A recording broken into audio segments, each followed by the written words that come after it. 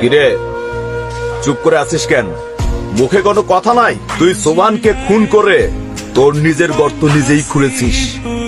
Hello sir, sir sir, জি sir, sir sir sir release দিয়ে দিচ্ছি স্যার।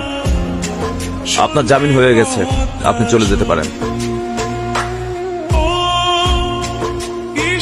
আমার দিকে বন্ধুত্বের হাত বাড়ানোর কারণ?